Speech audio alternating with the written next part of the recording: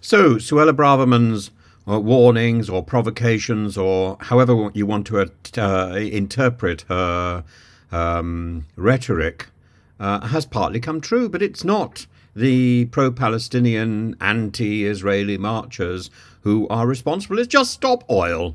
Just Stop Oil have apparently attacked the cenotaph, and just a few minutes away in the National Gallery, they've repeated an attack earlier conducted by the suffragette movement on the Rokeby Venus, the painting by Velazquez, and this time they just stabbed the glass with a knife or a biro or something, and then had an impassioned speech which they'd learnt, and sort of barked out a sort of exclamation, a pious ejaculation, and waited to be arrested. So police busy there, and didn't manage to stop the attack on the cenotaph. So there we are.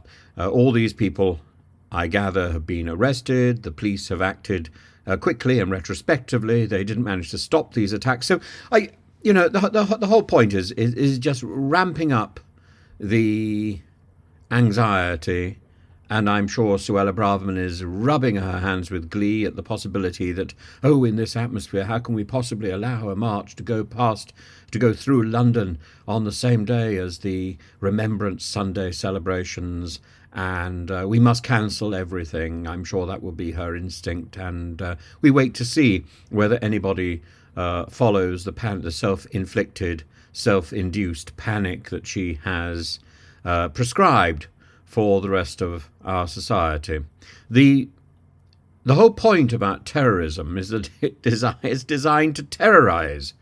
The whole point about Just Stop Oil, because we have to recognize that their activity is now impossible to distinguish from the acts of some sort of terrorism, because that's how Suella Braverman seems to see it. Any sort of action that desecrates the cenotaph must be an act of terrorism. So, by virtue of Suella Braverman's self-definition, this must be a form of terrorism, and she is also, therefore, pointing out that she is incapable, as Home Secretary, of stopping this. So where are we? This is a free-for-all, isn't it? The whole problem with panicking and with rhetoric is that you end up with this sort of situation. And Suella Braverman has in effect enabled Just Stop Oil to seize the headlines and to take advantage of this heightened atmosphere. It does nothing except for waste time. And I was a little sorry that the lad who was screaming in front of the very important painting in the National Gallery didn't point out that this had also been ripped by Mary Richardson, I think, in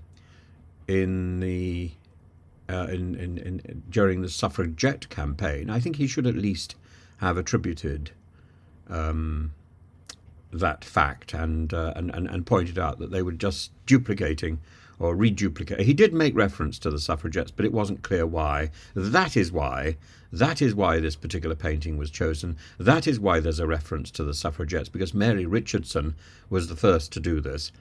So, what does that say about? So I suppose the police, if they want to guard against anything else, should look through their notebooks and see which paintings, which statues have already been defaced once, and make sure that they are properly protected, because Just Stop Oil clearly is intent on repeating history.